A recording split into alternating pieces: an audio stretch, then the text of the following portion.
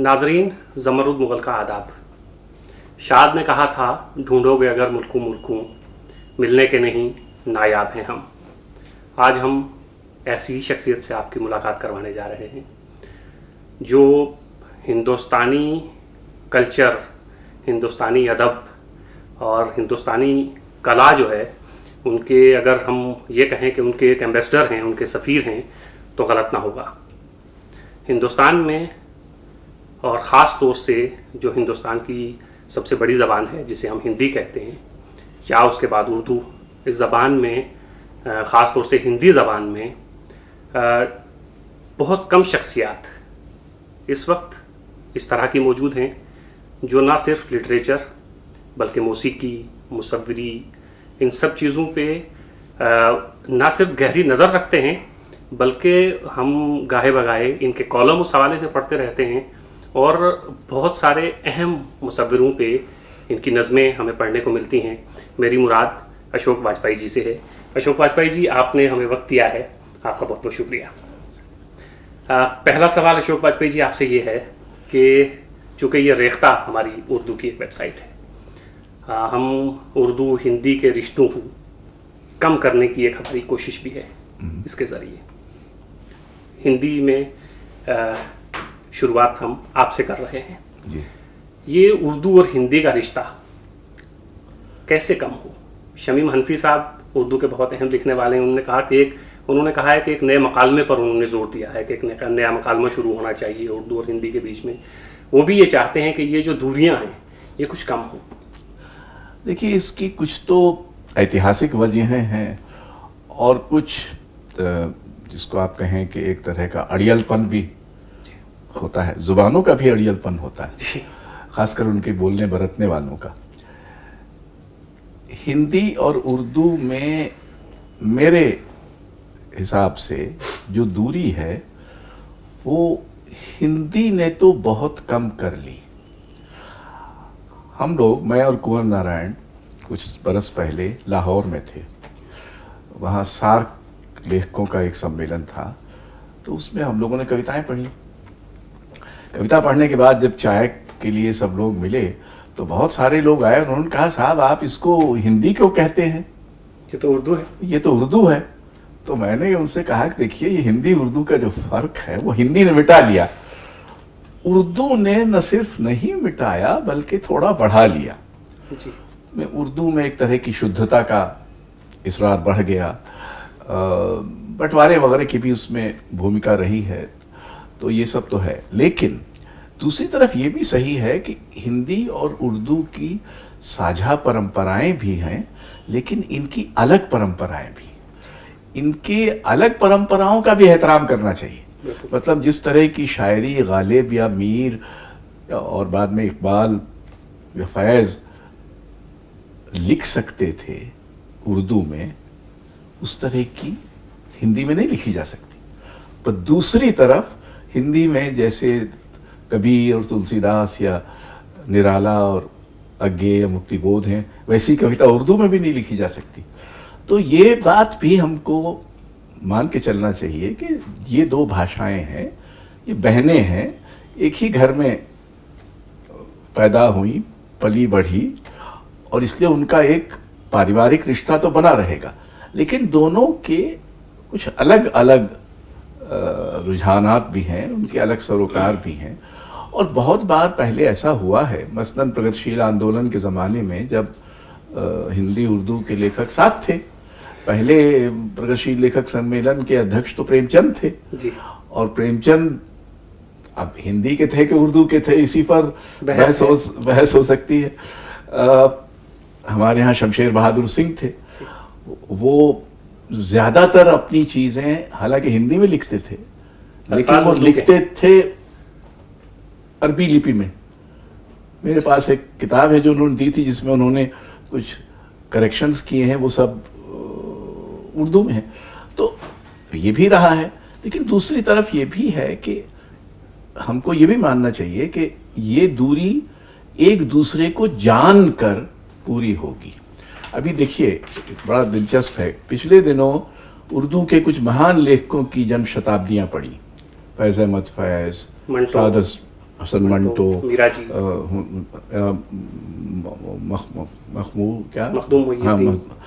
इन सब की, ये सब हिंदी में बड़े जोर शोर से मनाई गई।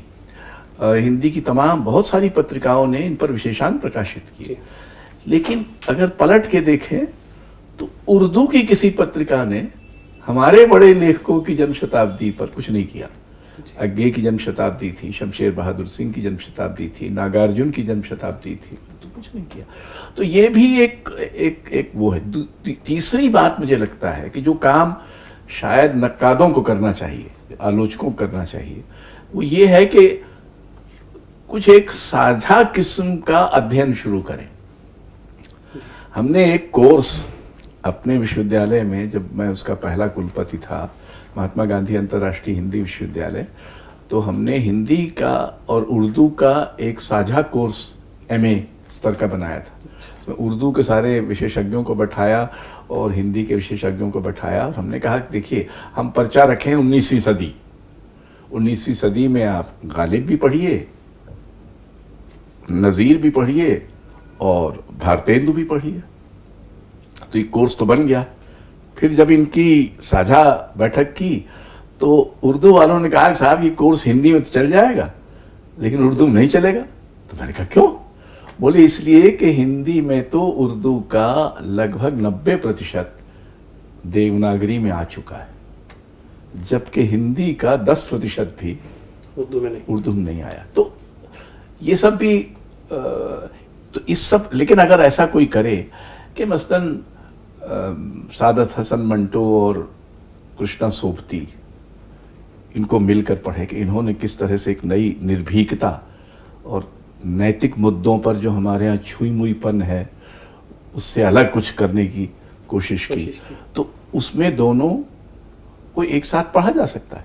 वो बिल्कुल अलग अलग किस्म के लेखक हैं, लेकिन उनमें कहीं बीच बीच में आके वो एक दूसरे को छूते हैं। तो अगर ये सब किया जा सके, और ये काम जो युवा आलोचक हैं या युवा विद्वान हैं, जिनकी संख्या काफी कम है, बहुत काफी कम है, अगर वो करें तो फिर एक ये बन सकता है कि एक साझा किस्म का एक हम काव्यशास्त्र विकसित करें, जिसमें आलोचना ऐसी विकसित हो, जिसमें हम ऐसे अवधारणाएं, ऐसे विधियां विकसित करें कि दोनों पर लागू हो सके। जी ठीक है वाजपेयी साहब, हम ये देखते हैं, ये तो आपने बिल्कुल बजा फरमाया कि हिंदी ने कुछ फासला तय किया है उर्दू की तरफ, उर्दू आगे नहीं बढ़ रही है। लेकिन साथ साथ हम देखते हैं कि हिंदी के जो बड़े विद्वान हैं या बड़े आलोचक हैं, जैसे आपने नामवर सिंह का नाम लिया, लिपि बदलने की, रसूल खत बदलने की बात हिंदी वाले करते हैं, लेकिन वो बात सिर्फ उर्दू तक है। आपने आज तक ये नहीं कहा कि बंगला, मलयालम, तेलुगु ये सब बदलिए। देखिए, मेरे हिसाब से ये कहाँ तक सही है सर? लिपि बदलने के पक्ष में मैं नहीं हूं। हर भाषा अपने लिए एक लिपि विकसित करती है, वो एक भावात्मक मामला भी है और एक ऐतिहासिक विरासत भी है। उसको आप ऐसे रातों रात किसी दिन एक फरमान जारी कर दें कि बस कल से आप इसमें नहीं लिखेंगे, इसमें लिखना शुरू कर देंगे, फलानी लिपि बदल, ऐसा होता नहीं है। और ऐसा करना राजनीतिक दृष्टि से उसके क्या परिणाम लिखेंगे वो छोड़िए, मेरे हिसाब से सांस्कृतिक दृष्टि से भी इससे दुष्परिणाम होना ये चाहिए कि जो लोग उर्दू पढ़ना चाहते हैं वो उसकी लिपि सीखें और उसको उसी तरह से पढ़ें। ये मांग करना ठीक है, क्योंकि सब लोग ऐसा नहीं कर सकते, और चूंकि देवनागरी एक लिपि के रूप में अधिक वैज्ञानिक है, उसमें जिस तरह आप बोलते हैं उसी तरह से आप लिख सकते हैं करीब करीब। बल्कि मैं तो इसका भी विरोध करता रहा हूं कि हमारे यहाँ हिंदी में पहले उर्दू की कुछ ध्वनियों को व्यक्त करने के लिए नुक्ता लगता था।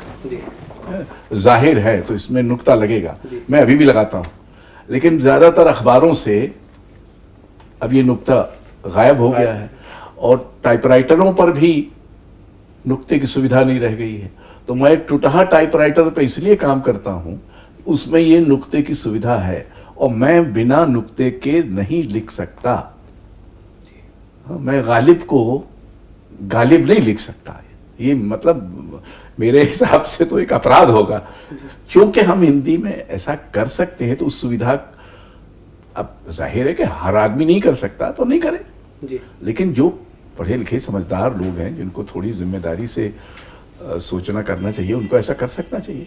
मैं लिपि बदलने का सख्त विरोधी हूं किसी भाषा। देखिए, भारत की जो बहुलता है वो तीन चीजों पर आधारित है। एक, उसकी भाषिक बहुलता। हम संसार का संभवतः सबसे बड़ा बहुभाषिक देश हैं। हमारे मुकाबले कोई और शायद ही देश हो जिसमें, अभी एक सर्वे हुआ जिससे पता चला कि करीब 700 भाषाएं हैं भारत में।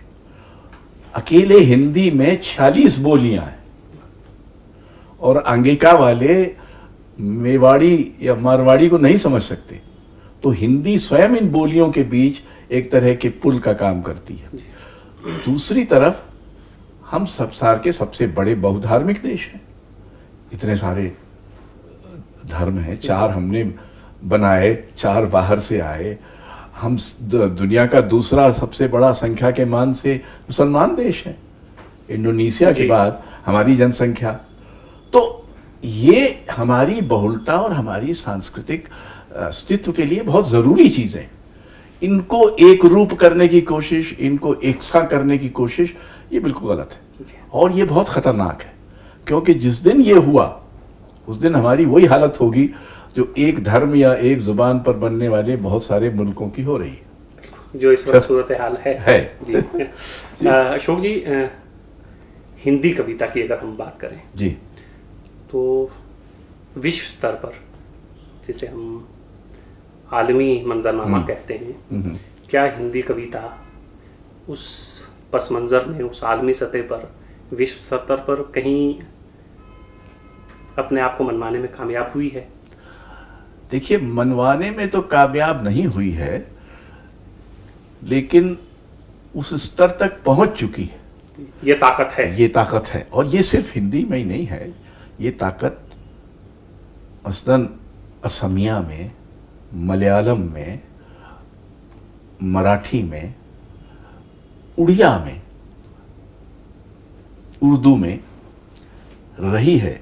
हमारे पास ऐसी रचनाएं हैं, ऐसे शायर और ऐसे अफसाना निगार हैं जो कि दुनिया के किसी भी बड़े से बड़े उसके बराबरी में रखे जा सकते हैं। हमारी मुश्किल ये है कि चूंकि हम बहुभाषिक देश हैं तो हमको इन सब का अनुवाद करके दुनिया भर में हमने, बल्कि भारत सरकार से एक स्कीम मंजूर कराई थी बहुत लड़ भिड़ के, इला, इंडियन लिटरेचर अब्रॉड, जिसका उद्देश्य ही ये है कि हम आज जो साहित्य लिखा जा रहा है उसको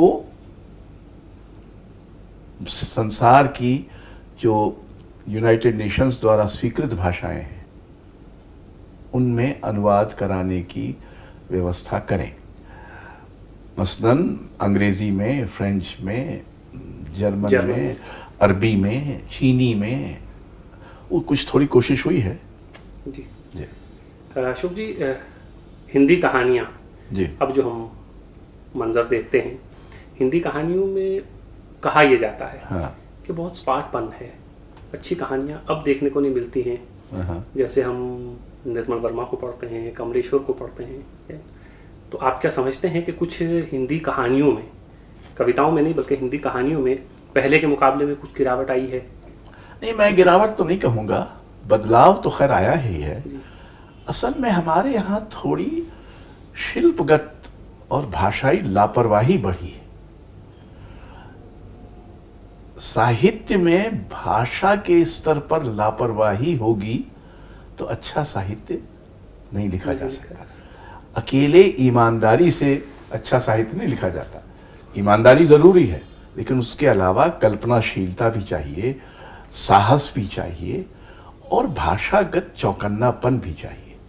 तो कई बार जो आजकल कहानियां लिखी, असल में जिंदगी इतनी बदल गई है और एक मुश्किल ये भी हो गई है कि हम पर यथार्थवाद का ऐसा आतंक रहा है कि हम ये सोच ही नहीं पाते कि मनुष्य की आध्यात्मिक आकांक्षा भी होती है, उसकी गैर यथार्थ की भी दुनिया है जो कि यथार्थ के पकड़ में नहीं आती, उसकी पहुंच में नहीं आती। उन सबको हमने थोड़े धीरे धीरे धीरे, निर्मल वर्मा या कृष्ण बलदेव वैद्य या कृष्णा सोपती या इस तरह के जो लोग थे, इनके कथा साहित्य में मनुष्य की कई और आकांक्षाओं को भी आवाज और जगह मिलती थी जो कि आज की कथा साहित्य में कम होती जाती है। जी। अभी सर केदारनाथ जी को ज्ञानपीठ मिला है, हाँ। जो हिंदी के बहुत अहम लिखने वाले हैं जी। आप इसे किस तरह देखते हैं? देखिए, केदार जी हमारे वर्षों से मित्र हैं, तो मित्र को मिले तो प्रसन्नता ही होती है। और वो उन कवियों में से हैं जिन्होंने बहुत सधा लिखा है, कम लिखा है, लेकिन जो भी लिखा है वो बहुत पका हुआ लिखा है। बल्कि कई बार मैं उनसे ये शिकायत भी करता हूँ कि आप में थोड़ा कच्चापन भी होना चाहिए था, कहीं तो नजर आए कि आप कहाँ हर चीज इतनी सधी और तराशी हुई है इत्यादि। लेकिन चूंकि पुरस्कार तो एक ही व्यक्ति को मिल सकता है, मेरे हिसाब से ज्ञानपीठ पाने के योग्य कम से कम 2 और बड़े साहित्यकार हैं जो कथा साहित्य से हैं। मुझे कवि के नाते तो बहुत प्रसन्नता है कि केदार जी को मिला, लेकिन कृष्णा सोपती और कृष्ण बलदेव वैद्य ऐसे 2 नाम हैं जो भी मेरे हिसाब से ज्ञानपीठ के योग्य हैं। जी सर, ये मोहन राकेश, निर्मल वर्मा, हाँ, क्या वजह है कि इस तरह की कहानीकार अब पैदा नहीं हो रहे हैं? अब कुछ तो देखिए, ऐतिहासिक संयोग भी होता है, कुछ प्रतिभा की दुर्घटना भी होती है। एक कहीं एक्सीडेंटली कोई बहुत प्रतिभाशाली व्यक्ति, देखिए हमारा बहुत सारा स्वतंत्रता कामी साहित्य तब लिखा गया जब हम गुलाम थे। जी। प्रेमचंद, निराला, इकबाल, फैज, बड़ी भारी कतार है, सादत हसन मंटो, गालिब खुद, ये सब, हाँ। और ये सब उस जमाने में लिखे गए जब हम गुलाम हैं। तो ये राजनीतिक परिस्थिति पर निर्भर नहीं करता। लेकिन 2 बातें इधर हुई हैं जो हिंदी के लिए महत्वपूर्ण है। एक तो दलित लेखक बड़ी संख्या में आ रहे हैं जो सदियों से जिनको साहित्य में जगह नहीं थी। हालांकि हमारे भक्ति साहित्य में तो कबीर और रैदास और दादू वगैरह थे, कोई जुलाहा था, कोई चमार था, कोई दर्जी था, लेकिन उसके बाद एक बहुत बड़ी संख्या में लोग गायब हो गए। और औरत तो बहुत कम बोली, बल्कि औरत ने उर्दू में पहले बोलना शुरू किया, हिंदी में औरत बाद में बोली।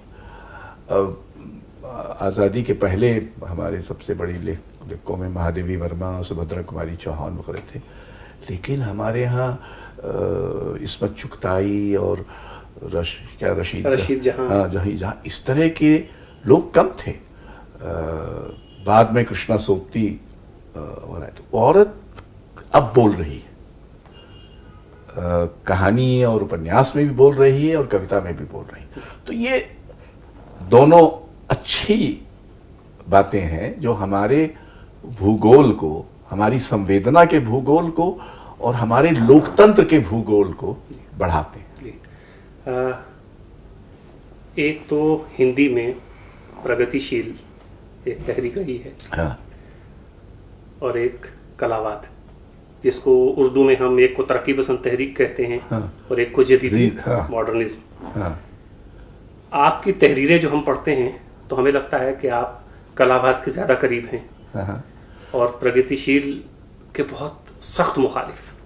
लेकिन आज अशोक वाजपेयी क्या समझते हैं कि ये जो जदीदियत है या कलावाद है, ये आज के ज़माने से आंखें चार कर पा रही है? देखिए, अव्वल तो मेरा दोनों से मेरे दोनों से दूरी है। जी। प्रगतिशील प्रवृत्ति ने हिंदी में कुछ महत्वपूर्ण उपलब्धियां की हैं, मुक्तिबोध, नागार्जुन, त्रिलोचन इत्यादि थे।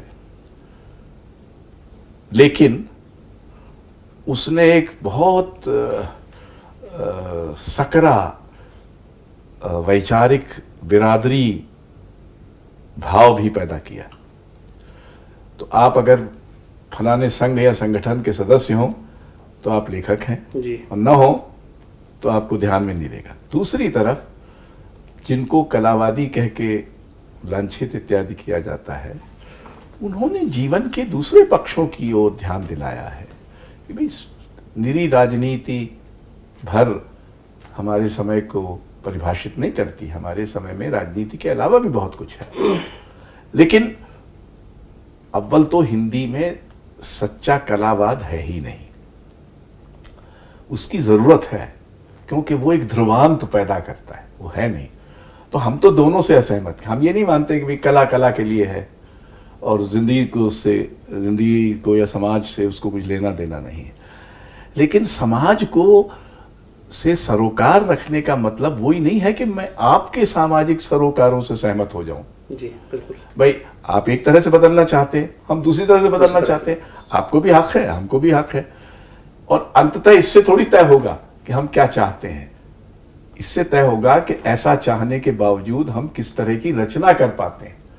वो कोई हमारे समय में मनुष्य की हालत का कोई पहलू, उसके अंतर्विरोध का कोई झलक हमें दे पाती है कि नहीं दे पाती। अगर वो नहीं कर पाती तो भले आपके सामाजिक सरोकार बहुत माकूल हो, कुछ नहीं होने वाला। जैसे ईमानदारी काफी नहीं है, हमने अपनी लड़ाई एक छद्म सामाजिकता के बरक्स निजता को भी स्थापित करने की चेष्टा में की। तो हम दोनों तरफ के मारे हुए हैं। लेकिन कोई भी समय ऐसा नहीं होता जिसमें भाषा का पूरा रचाव, क्योंकि भाषा का रचाव अंततः मानवीयता का रचाव है। जिस मानवीयता के, जिस भाषा माने जिस साहित्य के पास शब्द कम होंगे उसके पास मानवीयता भी कम होगी, क्योंकि शब्द ही हमारी मानवीयता का सबसे अकाट्य प्रमाण है। बाकी सब प्राणियों से हम बहुत सारी चीजें साझा करते हैं, सिर्फ भाषा है जो हमारे पास है, जो कुत्ते बिल्लियों के पास नहीं है। और भाषा का अर्थ सिर्फ शब्द नहीं है, भाषा का अर्थ स्मृति भी है। हमारे पास कोई 21वीं सदी के कुत्ते को थोड़ी याद है कि 17वीं सदी में भी कुत्ते भौंकते थे, लेकिन हमको तो याद है कि 17वीं सदी में ये भी था, 13वीं सदी में ये भी था। तो हम याद कर सकते हैं। साहित्य याद करने का एक विधि है और भूलने के विरुद्ध एक कार्रवाई है कि हम भूल न जाए। आजकल तो बहुत कहा जाए ये तो पहले की बात है, आपने 2000 लोग मार दिए और कहा ये तो बहुत साल हो गए, आप इसको भूल जाइए। कैसे भूल जाइए, क्यों भूल जाए? तो साहित्य का एक काम ये है। और मेरे हिसाब से हमारे समय में साहित्य और कलाएं मनुष्य के अंतःकरण की अंतिम रणभूमि है, इस अर्थ में कि ये आखिरी बुर्ज है अंतःकरण का। अगर साहित्य और कलाएं किसी तर्क से या कुतर्क से नष्ट कर दी जाएं या गायब हो जाएं या बहुत कमजोर पड़ जाएं, तो इसका एक बहुत ही जरूरी अनिवार्य अर्थ होगा कि मनुष्य का अंतःकरण ही अब विदा ले रहा है। जी। हम लोग जो इस बुर्ज पर थके हुए बूढ़े हैं, अभी भी उम्मीद करते हैं कि हमारे लड़ने से, हमारे हथियार उठाने से, हमारी आवाज लगाने से ये अंतःकरण जीवित और सजग रहेगा। जी।